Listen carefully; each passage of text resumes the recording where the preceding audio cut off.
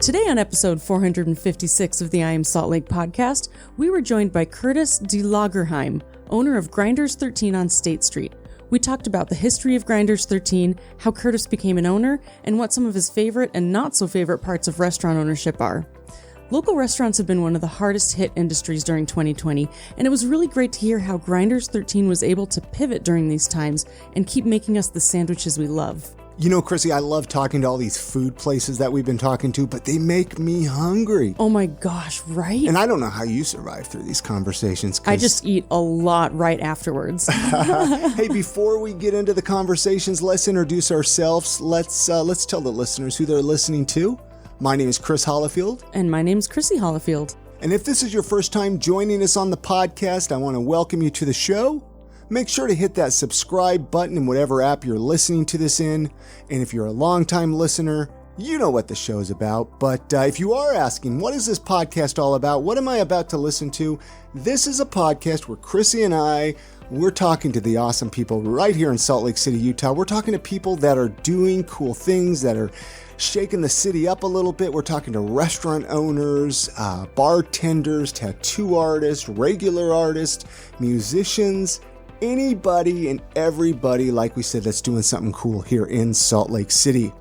The craziest thing, though, Chrissy, is we almost made it through 2020. Only 2 more months left. We're just so close to the finish line. So close to the finish line. It is officially 2 months away. It is close. Hopefully 2021's a little different. Hopefully it's better, Like you were saying with restaurant owners, people like Curtis at Grinders 13. They're struggling right now. Yes, let's support local restaurants and go buy gift certificates. Keep them going through the holidays. Man, my heart aches. My heart aches for these people. They're amazing. So just a couple of more months, like I said. Yeah, a couple more. And Halloween is over, so that means the best part of the year is officially done, and we have a lot of cold weather to look forward to. So luckily for me, at least during all this cold and hopefully cozy weather, I get to have my morning coffee. And you know what coffee is in my delicious coffee mug? What's that, Chrissy? Hugo coffee. Well, of course. It's the best, and it makes me so happy because every time I drink it, I think of all the puppy dogs that we're helping support. Hey, and if you want to find out more about the Hugo coffee story, go listen to episode 389 of this podcast. It's when Claudia and John joined us on the podcast to share their story. Now they're sponsors of the podcast. Kind of crazy how that works out that way. Hey, their website is hugo.coffee. Go check it out. Check out all the different coffee they have available. I Am Salt Lake podcast listeners, we created a special promo code just for you and your friends. If you enter the promo code podcast when you're at checkout, you'll be able to get 1 bag, buy the second bag, get 50% off, and free shipping. Did that make sense, Chrissy? How I said that? It made sense. So you're buying a bag, and then you get another one for 50% off, and you're getting free shipping. So buy a lot. Yeah. Basically. Enter in that code podcast, PODCAST. Again, the website is hugo.coffee. I'm currently enjoying their Bonafido Dark Roast. Remember to use the promo code podcast to get yourself exclusive buy one, get the second bag 50% off and free shipping for I Am Salt Lake podcast listeners and their friends. All right, here's that conversation that we had with Curtis deLagerheim from Grinders 13. So much history discussed in this podcast. I loved it. Such a great conversation. Thank you so much for listening. Here we go. Let's start right at the history of Grinders 13. I want to start right there. We can get into where you're from and stuff a little bit later, but I was telling you how I was talking to Isaac yesterday when I was getting my hair cut, and he was talking about how there were 3 Grinders 13s at one time. Is that true? Was there 3? There was actually 4 at one time. So the West Valley store used to be... So it started out with my store that I bought. So I bought the State Street location in about 2010. But Mo and Sylvia Gerard started Grinders 13 in 1973. They moved out from Nashville, New Hampshire for the skiing, as the story goes, and then kind of got a hankering for the sandwiches that they had back east in Nashville, and then they started the store. They had a location where they started at mine, 1618 South State Street. They had a location by Hillcrest High School out by Belgium Waffle House. And then they had a location on North Temple, 2 different ones. Actually, where the Red Iguana is now used to be a Grinders 13. Really? I didn't know that. Yeah. Huh. And then they moved down the road, and where the liquor store is on, used to be a Grinders 13 on North Temple, and they got kind of transitioned out of that, and then they started the West Valley store. So there's just the two stores now. So they were kind of a hub for a sandwich shop in Salt Lake City at one time. Well, they were the first sandwich shop. They were the first sub shop in Salt Lake City in 73. Nobody was doing sub sandwiches. They brought them to Salt Lake in 1973. Yeah. So I started working for them when I got out of the Army, probably about 95, 96. And Sylvia Gerard, she ran the West Valley store. And Maurice Gerard ran the State Street location that I'm in now. And they kind of took a lot of us in. You know, it's kind of a real family type organization, like mom and pop to the literal definition. They kind of took a lot of us kids in back then, and a lot of us stayed for a long time. It was kind of my favorite college job. I went on to graduate from University of Utah, and then went and worked for Juvenile Justice Services for about 7 years, but I kind of always had it in the back of my mind that I wanted to buy the shop that I'm in now. The funny thing is I got accepted into the University of Utah to go for a master's degree in social work. And then I had the opportunity to buy the shop at the same time. So, oh my gosh, that had to be like brutal. Yeah, it was pretty brutal. And it just was kind of, I was in social work for, like I said, 7 years and kind of had a distaste for it. It seems like that would be a tough job to like keep up with emotionally even. Well, yeah, it's a huge burnout kind of job. Yeah. I mean, putting your heart and soul into a lot of these kids that eventually reoffend and get back in the system. And, you know, it's a tough gig. Mm-hmm. So long story short, took over the shop in 2010 and have been working it, operating it ever since. So it was like you were mentioning it was a dream of yours to own a Grinders 13 at one time. I mean, was this something that they talked about? Not a dream, I wanted to do. It's something you wanted to do. But was it something that they talked about you doing eventually one day? Was it something that was discussed, or how did that happen for you one day? Did it just get popped on you one day? The Gerard family and all of us that work there were pretty close friends. We all kind of stayed in touch with each other, you know, and I think, you know, went to people that worked in the shop, got married, and we'd all meet up again and stuff. So kind of all these times that I would run into them, I was like, I really want to buy the State Street store. Now, so I just kind of planted that seed. Did you own any other businesses prior to Grinders 13? No. Or this is your first business you ever owned? Yeah. It was a big kind of jumping off a cliff moment to do that. Yeah. I knew how to run the shop. I managed the West Valley location for a couple years and kind of felt confident in running the shop. But, you know, as that kind of Wizard of Oz moment when they pull the curtain aside and then you see all that's involved with it, that was all new the other stuff that you didn't have to deal with before. Yeah. Exactly. What was the hardest thing for you to from just being an employee to actually taking over ownership? What was the hardest part of that transition? Kind of just getting a grasp of all the, you know, paying taxes and, you know, making sure that, you know, I was kind of guided along in the beginning. I would meet with Sylvia every quarter and she'd kind of coach me along. But yeah, just managing the business side of it. The sandwich portion of it is fun. It's still something I really like doing, but yeah, managing it, hiring people, keeping people employed, you know, dealing with employment or employee issues and stuff like that. That's probably the hardest part. But yeah, just managing the money and paying the taxes and, you know, making sure all the T's are crossed and the I's are dotted. That's probably the roughest part. So what's your address there, just for to start right 1618 South State Street. So yeah, and that's the thing. It was a gold mine back in the day when it was right across the street from South High School. Yeah. Yeah, right. So the kids would just come across the street in droves. So it's a college now, which is a little different. We don't get much business from the students, more just the employees and professors at the school. Yeah, they're right down where Watchtower used to be. Right, where Watchtower was. Yeah. Watchtower Cafe used to be there, and there's a tattoo shop. Yeah, they're definitely our neighbors. That's where I go get my dreads done, too. Yeah. It's right by there. Yeah. That's there, too. Yep. Now, so they're individually, so there's only 2 Grinders 13 left, and they're individually owned. Is that what you were saying? Yeah, owns the one in West Valley. He still owns that one. Okay. And then he owns both my building, he owns both buildings, and I pay rent to him. So. Okay.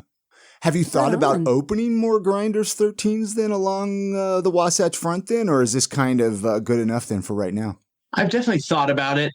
There's pros and cons to it. I like the neighborhood feel of just having the one store, at least running the one store. It's kind of making sure it's consistent and run the way I want it. It would be difficult. I think a lot of people, they'll start opening other stores and then the consistency drops off because you just don't have that kind of hands-on. You get a little overwhelmed. You get a little overwhelmed with everything. It's hard to do. It's tough. I mean, I've been lucky that the employees that I have are fantastic. I could put them in stores if I wanted to, and they could run a store on their own. But it is difficult. I think between the two stores, it's difficult to do that, and they managed to do that for going on 48 years. Yeah. That would be really hard because you have different people at different locations, and you just have to kind of hope that they keep up the consistency without you having to micromanage them. Well, even suppliers and stuff like that. Now, let's talk about the menu a little bit, Curtis, here. For people listening, maybe they've never been to a Grinders 13. Maybe they don't know about what you guys even offer there. And especially right now, I mean, that's one reason I want to focus with everything with COVID, which I want to get into that, the importance of supporting local and everything. But what's on your menu? I mean, let's go a little bit down your menu here. Yeah, well, it's Mo and Sylvia came from Nashua, New Hampshire. So the term grinders is kind of what they call a sub or a hoagie in New Hampshire. So a grinder is a big overstuffed sandwich. So, I mean, we have everything from cheesesteaks, Philly steaks, to, we still have veal on our menu that comes with spaghetti sauce or gravy. We have meatballs, cold sandwiches, anything. I have 27 menu items. So I have 27 different sandwiches on our menu that we run the gamut on anything there. Well, it gives our listeners a good idea, though, what you guys do. I mean, we have stuff that people, haven't really heard of. We have cheeseburger sub with pastrami and bacon on it. We kind of have anything you want. We can kind of make it for you. Wow, that sounds good. That is pretty cool. I know. Yeah. It's the Texas Deluxe. It's a sandwich that's been on the menu for a really long time. Hey, guess what? Health insurance open enrollment is going on right now. Arc Insurance is here to help you navigate the complex world of health insurance. Arc Insurance is a locally owned insurance brokerage that specializes in helping people find the best health insurance based on their needs and budget. In fact, Arc actually has a 10-point checklist to help you. Their complimentary health insurance open enrollment checklist will take you step by step through the process and help you gather all the necessary documents to make it easy. To get the complimentary checklist, visit arcutah.com/checklist. That's arkutah.com/checklist. And many thanks to Arc Insurance for sponsoring this episode of the podcast. What's your favorite sandwich on the menu? Or do you have like a specialty one, something that you kind of just made up? No, I stick to it. I really still like the cheesesteak, which is just a steak sandwich with American cheese, mayo, lettuce, tomato, and onion. I still really like that. And probably the Italian meats, which is, honestly probably one of the best sandwiches in Salt Lake. And that's just pepperoni, salami, ham, vinegar and oil, mayo, lettuce, tomato, onion. I try to not eat as much as I used to, so I can fit through the front door when it's time to leave. But yeah, I still crave it. I still have to eat, a few sandwiches a week to kind of hit that craving that I have for it. So. And that's what I was wondering, because, we've talked to so many eating establishments here on the podcast, and it's so interesting to hear some of them get so sick of their food. Some of them can't handle it. Some of them, I mean, even yourself, to hear you could still eat a couple sandwiches a week. I mean, it's great. Like with a sub or a grinder, it's like if you're in the mood for some like a comfort food, you can get a meatball sub. But then if you want something refreshing, you can have a cold sub or what, turkey avocado, something like that can kind of clean the palate. We have vegetarian sandwiches too. We have it all. And then we have French fries, which is different for a sub shop. So we have fries, make our own fry sauce. So that's a little different twist on it as well. Okay. That's nice for parents who have kids who will only eat French fries. AKA our daughter. There are those. We have a 3-year-old. That's all I swear she We can't go anywhere if they don't have French fries. So Right on. I love that. That's funny. What, in your opinion, what makes a bad sandwich? Like, what's a bad? Are you a sandwich snob at all? Like you personally? Just trying to, navigate the consistency of my shop. I think number one, it depends on the bread. Oh. You can have inferior ingredients, and if you have really good bread, it makes all the difference in the world. So, we are fortunate, worked with a baker, because we've lost bakers over the years. We probably went through 6 bakers in the lifetime of Grinders, and we have a really good baker now, and our bread's really good. What do you mean by baker there? What do you like in-house baker, or do you go out out? No, yeah, that's the thing. I leave that to the professionals. So the bakers, but there was a bakery in Salt Lake called Curtel's for many, many years, and it went out of business. Then we worked with Neighborhood Bakery out in Sandy, and they stopped baking our bread. So we just kind of have to hustle. And we've been lucky with Salt City Bakery now that we've been with them for about 6 years, and a really good product. And it makes our sandwiches shine. Now, is that tough for you guys, though, when you have to switch breads? I know it might be a silly question, but I'm sure that's a big deal for a business. People get attached to their bread. Yeah, like did you find transitions like that maybe even hurt your business a little bit? Yeah. Well, and there's people that come in, and they've come in since the 70s that say, your sandwiches are really good, but they're still not as good when you had Curtel's. And I'm like, well, okay. Can't do much about that. So, you have to kind of, we've used breads in the past that we just didn't like, but we were kind of forced to until we found a good fit with a baker who could bake, our specific bread and make it to our standards. And, we've been lucky so far. Yeah, no, it is what it is, and it's kind of like you don't have a lot of choices, like Chrissy was saying. It's kind of like you gotta kind of. But at least you're not going to Costco and just grabbing some like hoagie rolls. Yeah, that would be. Yeah, no, I wouldn't want to do that.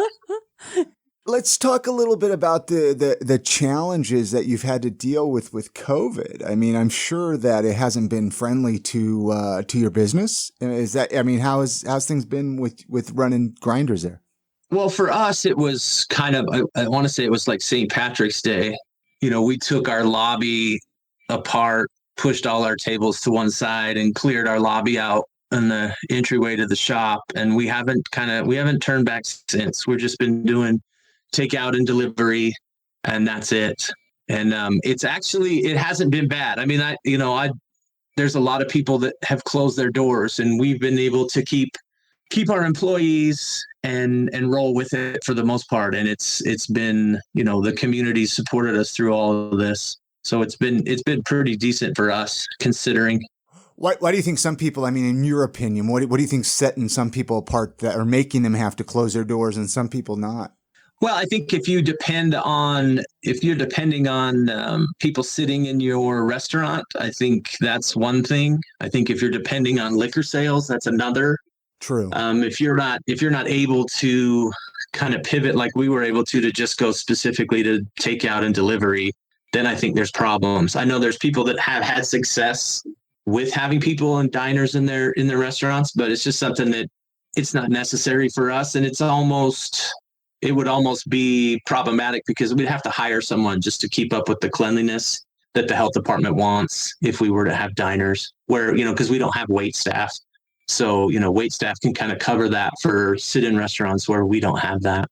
1 second here. Is someone? I think it's a neighbor. Oh, I was like, it must be the neighbor. If this is picking up at all, okay. I'll try to get it. I was listening too. I'm like, is that a vacuum? Yeah, I thought maybe the kids were vacuuming in the basement. I did too. And it's like, you don't want to be like, hey guys, don't vacuum, but. Yeah, the neighbors are out there doing yard work or something. Yeah, sorry, we just kept hearing it's time to get it done before it snows. Yeah, that's true. Well, no, that's kind of what I'm curious, like going into winter now, right? Like you gotta, I'm sure you've thought about it a lot. It's kind of one of those things I'm sure you take one day at a time, but it's like in Salt Lake City here, what can we do to support these businesses? I guess just keep ordering food there. I don't know. Yeah, I think ordering food is important. I think when you do that, you kind of have to have a little more patience it's going to take more time. It's going to be a little more involved. If you're used to going someplace and getting in and out in 45 minutes, or, you're not going to be served there. The staff is low, and, it's just the different protocols they have to go through. Just be patient. And I think the biggest thing is, understand that restaurant owners aren't the ones that are putting the rules up. Yeah. I think that's something that, you kind of run into. I think just respect that these restaurants are beholden to whatever the health department wants to do, and respect that. And, don't give restaurant wait staff, stuff like that, people that work there, a hard time, because, they're jumping through hoops that they haven't been able, to get their head around yet either. So, yeah, I just think patience and understanding that, we don't make the rules. Yeah. We have to follow them. Have you guys run into like a lot of jerks at all coming into Grinders 13 there? No, it's more just kind of maybe silliness. Yeah. Where people come in with their shirts over their faces and order a sandwich. Mm-hmm. And I really, I haven't been too much of a stickler with people. I just kind of, all right, make your order and then wait outside, and then we'll get to you. Yeah. But I do encourage them next time to make sure that they do follow the rules and wear a mask in the shop. I was going to say, let's talk about your deliveries. Is it in-house delivery service you're using, or like Uber? Oh no, I use the kind of on the internet apps, Grubhub, Uber Eats, and DoorDash. Do you use the new what is that, Chef Panzi? Chef Panzi. Have you heard of that one? I've heard of it. Okay, I've heard of it. I haven't really made any investigation inroads to that. No, I haven't yet. Yeah. With us, we had these delivery apps in place before all this happened, and they were probably 10-15% of our business. At times, they've been upwards of 50 to 60% of our business when it kind of all fell down on us. Mm-hmm. So it kept us alive. They do take a big chunk out of your profits, but money's money at this point. Well, and that's what I was wondering, like the percentage, because I've heard different people say, some of the big ones like DoorDash and Uber Eats take such a big cut when you're working in the food industry. Your margins are so little anyway, right? Yeah. That it's like, what do you do? Well, I think for me, and it is a sacrifice. I think for me, I'm reaching a different audience. I'm also getting it out to them in a way that they feel comfortable with. So I guess on the flip side, you just kind of hope that maybe some of those people would be customers later on. Yeah. When everything kind of returns to normal. Mm-hmm. But it's also, is profit wise, it's one thing, but I think you're also, it's hard to, in a business like this, to kind of think about it, but you're also kind of providing something to the community. There was a lot of restaurants that were shut down in the beginning, and, we're still making a little bit of money feeding people and providing for them. So, I mean, it's kind of touch and go. We've done well, I feel like, as well as we could have in the pandemic. So I don't really begrudge anything at this point. Yeah, no, you got to be grateful that you're still trucking, and still. Well, yeah, and I was able to keep I kept my employees, and and we've been able to keep them safe and operate in a manner that, I think is sustainable even as far as this goes. And that's huge. I mean, the fact that you were able to pivot and keep everyone safe and kind of keep everything afloat is a big deal in 2020, Well, especially for us, like we're on State Street. I don't have any parking. Yeah. All I have is street parking. And for us to maintain the way we have, it just is, it's a tribute to our customers that, they've kind of pulled this out for us. All right, we're going to take just a minute of your time and tell you about one of our awesome sponsors, UtahMarijuana.org. UtahMarijuana.org is your number one spot for all things medical marijuana, medical cannabis, CBD, and THC. I don't know if you guys remember Tim from back at episode 420. Go check that episode out. Tim from UtahMarijuana.org. Look at that. We had him on the podcast. Now he's a sponsor. UtahMarijuana.org's team of medical cannabis experts makes getting your medical card easy from your first office visit to navigating the state card application and beyond. And with over 20 compassionate and highly skilled qualified medical providers ready to help you find relief, you won't have to search for a doctor willing to recommend cannabis treatment.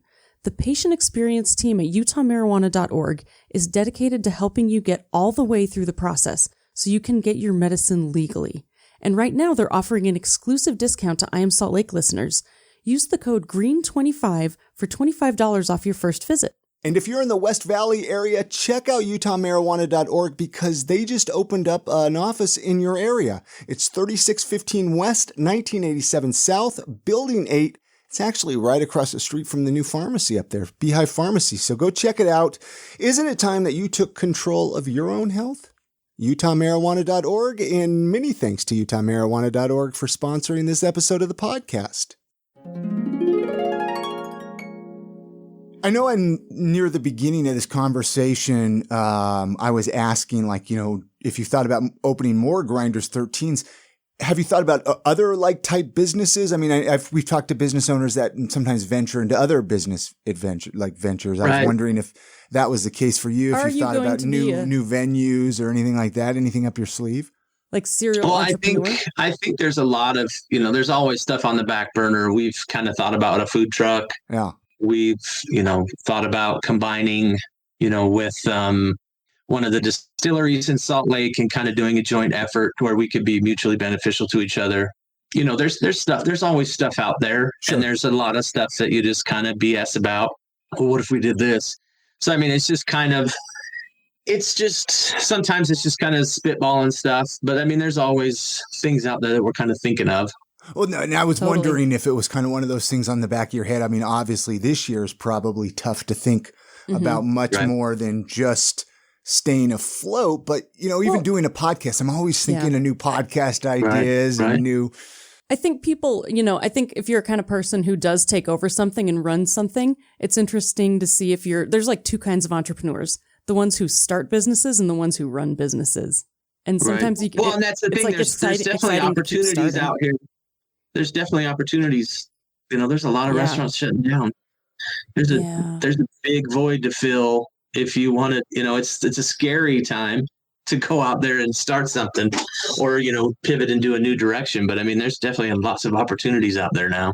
Yeah. What would you tell a business owner? Let's say right now they want to start a business up and they're just like, okay, I want to start a business. I mean, do you have any advice for them? I mean, maybe it's not a food business, right? Just a business in general. Kind of know your audience, set your sights a little lower than probably, with the limitations that are out there. People can't, your interaction and stuff like that is limited. So yeah, I would just say you start small and kind of build up, maybe with looking, forward to a year from now where everything, I guess if it returns to normal or whatever we're going to call normal at that point. Yeah. Yeah. We didn't even talk about, I know I mentioned at the beginning, we normally talk about where home is for you and where you grew up. And I said, let's touch on that later, but we haven't gotten there. We just got excited about sandwiches. Yeah. No I wanted deal. to jump right in there with sandwiches. Right. But you mentioned high school. You mentioned high school that you were working at Grinders 13. So you must have grown up for the most part here.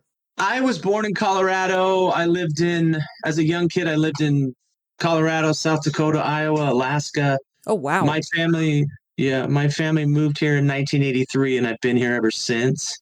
I had a little bit I went to school mainly. I went to Judge, and then I went to Taylorsville. I didn't start working for Grinders until I got back from the Army. Okay. And was going to college at the University of Utah, Salt Lake Community College at that point. But yeah, I was stationed in Germany for 2.5 years. I was a generator mechanic. So I was stationed in Germany for 2.5 years and then came back to Salt Lake, started going to school and picked up working at Grinders just kind of as one of my jobs back then.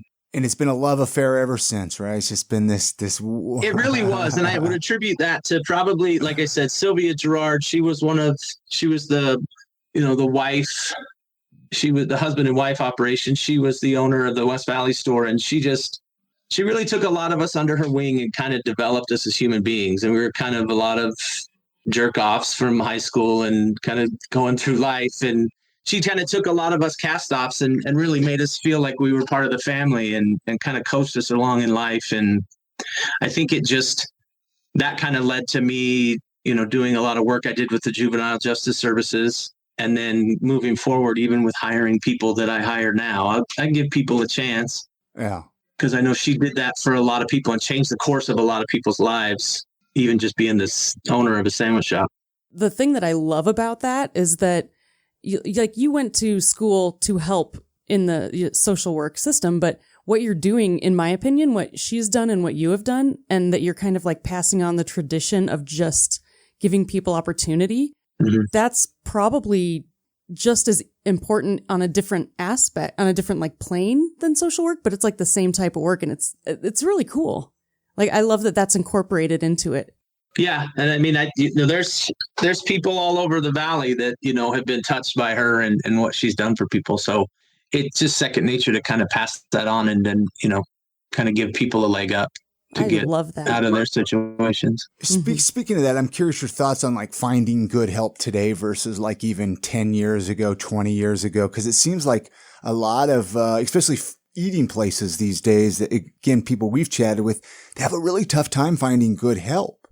And it's like you hear stories of your time working at like places like that in your high school days.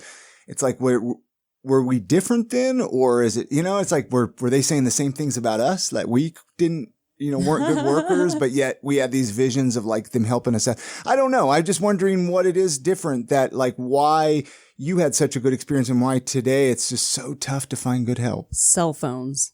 Right. Could be. I think that I don't want to speak for a generation, but I think there's a stigma as working in food. Yeah. When I was in high school, I worked for Arctic Circle. I worked for Marie Callender's. I worked all kinds of kind of menial food jobs. And it was just something that you did as a high school student. A lot of my friends did the same thing. Mm-hmm. Now I just don't, there isn't that, I can put a sign up that says help wanted.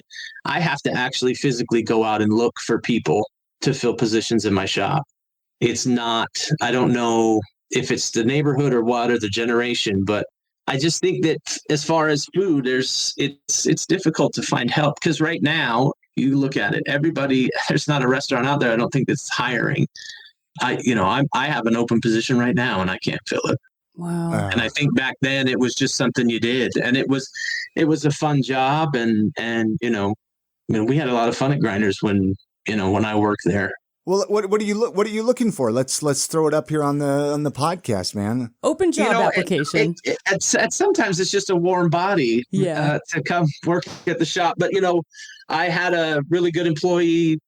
And what happens is they find a better gig and they move on. And I think we'll always remain friends. But I think right now, just kind of looking for somebody to run the cash register, somebody to kind of give the guys that work for me now, a day off and kind of move forward. But, we're kind of I've had one employee for almost 9 years. And I have another one that's been with Grinders for almost 15 years. Wow. So, I mean, it's obviously difficult to just find that. It's always difficult to just kind of find that last piece. Mm-hmm. Yeah. Because people move on with their lives, because, owning the shop is one thing, but, working in a sandwich shop isn't necessarily a career. All right, we're going to take just a couple of minutes now and tell you about one of our awesome sponsors, Market Source Real Estate. Hey, are you thinking about moving to Salt Lake City? Are you looking at finally getting out of the rent game and finally buying your own home?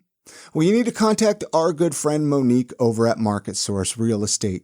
The cool thing is, guys, is she helped us find the home that we're recording this podcast in right now. And for the last 20 years, Market Source Real Estate has been specializing in helping people just like you and me buy and sell homes in Sugar House, as well as the greater Salt Lake area. Market Source Real Estate has a background of flipping houses, and they've even owned almost 20 homes themselves, so they really know all the ins and all the outs of older homes if older homes are your thing. And if you're looking to sell your home, Market Source Real Estate specializes in helping sellers update or repair their homes to increase their value and make sellers more money. All right, so if you're looking to move to Salt Lake City, or if you're looking to maybe just move across town, call Monique. I'm serious. Her number is 801-810-6773. Or you can just go over to the Market Source Real Estate website. That is thinksaltlakecity.com. All of her information is right there, plus lots of other great information about Salt Lake City and things to do, places to eat, stuff like that. thinksaltlakecity.com. And many thanks to Market Source Real Estate for sponsoring this episode of the podcast.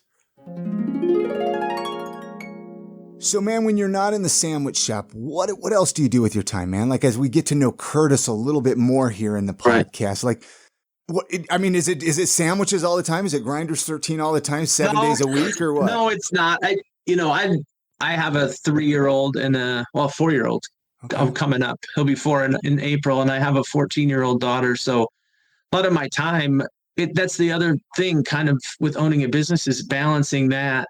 I don't necessarily want to be in the shop all the time. That's why I have good employees, because I do, I hang out with my kids and my wife.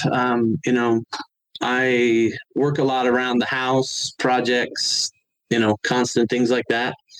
I rebuilt a travel trailer this summer. Oh, wow.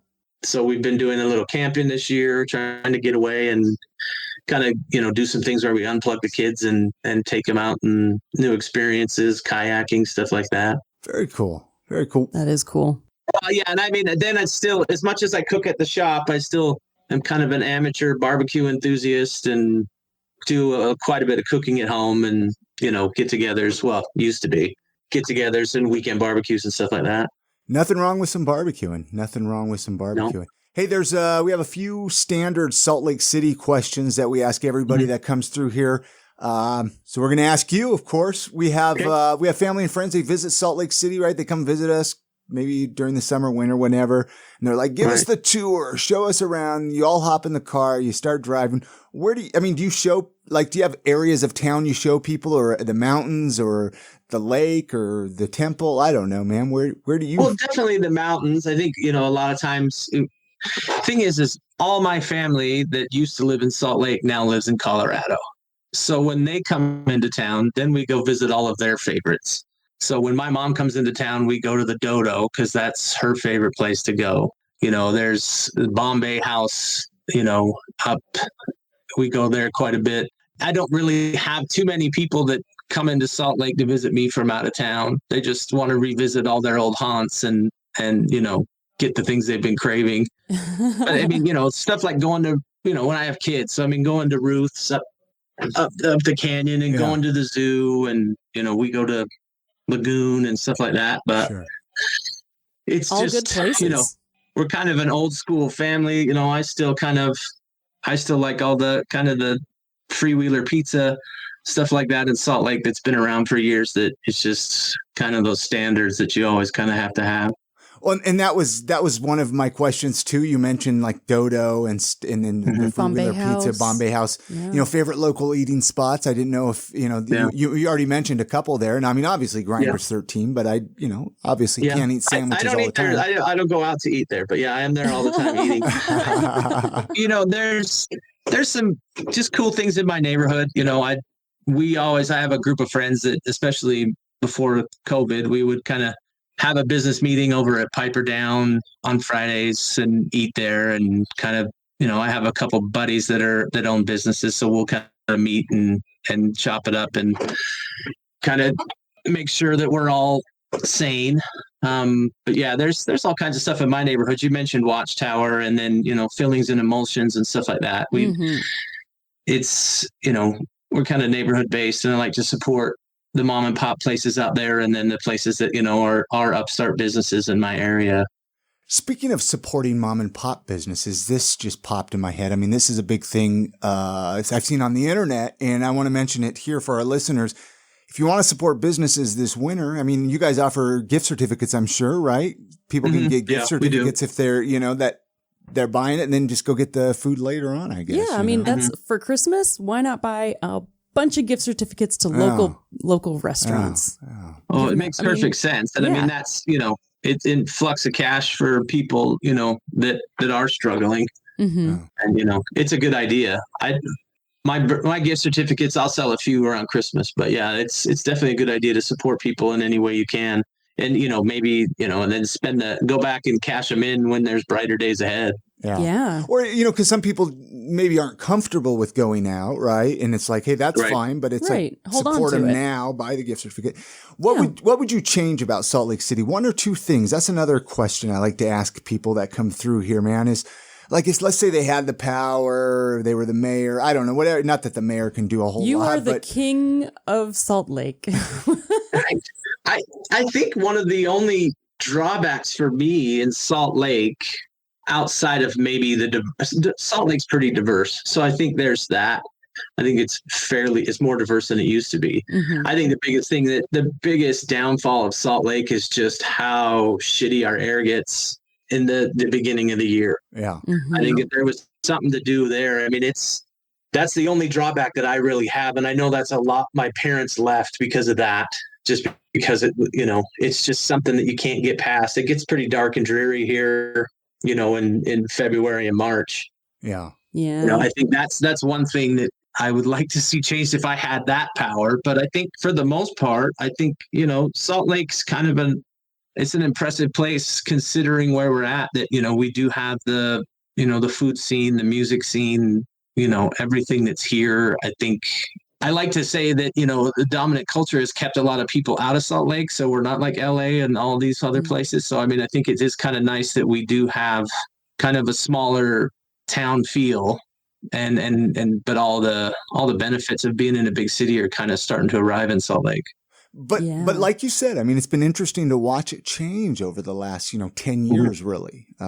Even really since even doing this podcast, the last 8 years, it's been interesting seeing the progression of it's been really nice. I've been enjoying it.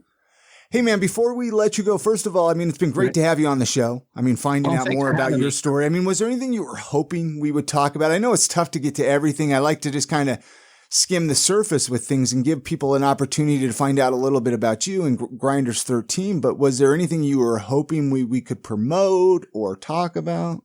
No, I just think the biggest thing, not just my business, is to get out there and kind of and support all the places. I think that one of the big drawbacks of Salt Lake, I think everybody gets so excited about these chain stores coming in. And I think that's one of the downfalls of Salt Lake. Everybody gets really excited about those. Mm-hmm.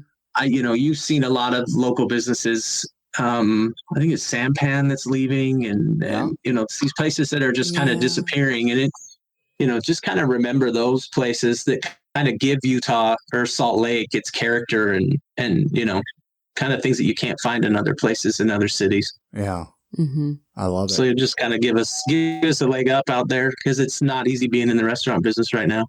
Now, how can people get a hold of you? What's the addresses again? Website? I mean, you're on social medias. How can people connect? Yeah, we're on Instagram, Grinders 13 SLC, 1618 South State Street. Our phone number is 801-467-3676. Call us. We can have the food ready when you arrive. We can get you in and out of there safe and secure, and you can trust that we're package the food to go and that everything's on the up and up.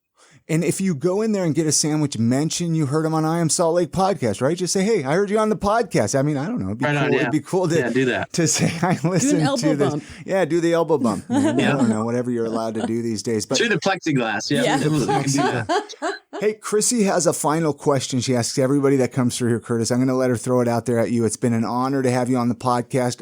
Thanks so much. Everybody that comes really through here, I love connecting and staying in touch and seeing how the businesses progress and change and you keep afloat, especially right now. Thanks. So, yeah, appreciate that. Yeah, go ahead, Chrissy. Thanks. Okay, before we let you go, I only have a tiny little question, no pressure. If you could leave our listeners with a motto or a piece of life advice, what would you tell them? Oh, I think, for what I've kind of learned is, don't be afraid to make the hard choices. I think moving forward, what I did with the business, it was I always call it kind of that jump off the cliff moment.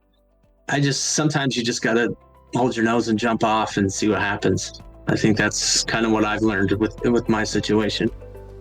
Thanks again to Curtis deLagerheim for joining us on this episode of the podcast. If you want to follow Curtis or Grinders 13, you can find the links and resources on our website. And to go straight to this episode's show notes, you can go iamsaltlake.com/456. That'll take you straight to all the links for this episode. It is the first episode of the month. That means we give some love to our Patreon supporters. But before we give love to our Patreon supporters and thank them, let's do our weekly recommendations, Chrissy, because I want to hear what you have because I can't see it on the screen here. It's a surprise. Usually we can see it on our computer screen here. But sometimes I like to keep it away from you. What's your recommendation? Oh, my recommendation is a local salsa and chip delivery service. Ah, that's right. I remember you told me you were going to recommend Oh, that. man. Don Air Ambro. I hope I pronounced it correctly. Close enough. Holy cow. They dropped off their salsa and chips for us, and I think I ran out of the guacamole almost immediately. It is so good. So if you save some for the rest of us. Yeah, no, that's not happening. It's all mine. It's so good. You guys got to check them out. Follow on Instagram. Yeah, they're on Instagram. I know we booked them on the podcast, actually. Oh, yeah, they're going to come on the podcast. In a couple of weeks. They're like a delivery service. I don't know all the details. And it's really good. And their mild guacamole is still kind of spicy if you're a wimp like me, so I really kind of like it. It just has a mild with a kick. It's DON.ARAMBURU. It's a mouthful. It is. It's a lot of letters. But yeah, that's their Instagram handle. And while you're getting some of this delicious salsa delivered, make sure to get out and vote. That's my weekly recommendation, because this is the week, you guys.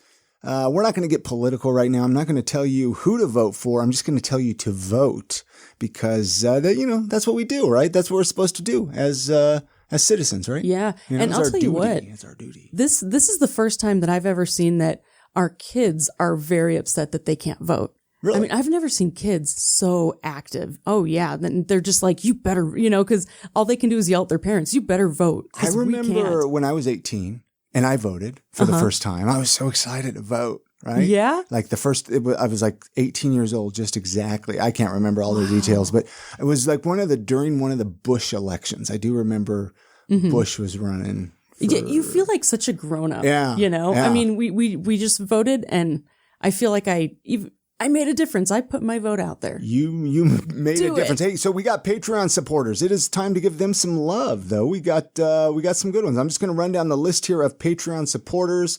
If you want to become a supporter, you can go to patreon.com/IamSaltLake. Go to IamSaltLake.com. It's in our show notes as well. Our supporters. We love these guys and gals. We got Mark Copeland, Nick Naylor, Brett A. Schmidt, Todd Bjorkland, Tim Horan, Michelle Stevens-Williams, Christopher A. Heiser, Brandon Hill, Alex Santee, Jay Chambers, Sana, John Miller, Brittany Hemingway, Eric Tomorrow, Nicole Davison, 3 Irons SLC, Nikki and John from over in New Zealand, and our good friend Ryan Prince from right here in Salt Lake City. So thanks a lot, guys. If you would like to become a Patreon supporter, go to IamSaltLake.com and then go look in the show notes for this episode, and there's some links in there on how you can support the show. What are you laughing at over there, Chrissy? You were laughing at something. It's just, you sound like such a great DJ. Yeah. Hey, well, there, folks. You know what it is? It's all those years of telemarketing is what happens to me. You just have this perfect AM DJ voice. It's great. Oh man. And those guys, I love them. Thanks, guys, for being awesome. And don't forget, you can visit our website at IamSaltLake.com to listen to the entire back catalog of episodes. And if you have a friend that you think would enjoy the show, share it with them. Like Chrissy says, our advertising budget is very minimal. It's a handshake. It's not existent. You can't handshake anymore. High five through plastic. Yeah, so seriously, if you enjoy this podcast, chances are you have a friend that will enjoy it too. Yeah. So, hey, get out and enjoy the week. It's going to be beautiful this week. Support local. Maybe go grab a sandwich at Grinders 13. And we're going to see you on the next episode of I Am Salt Lake Podcast. And good night, Grammy.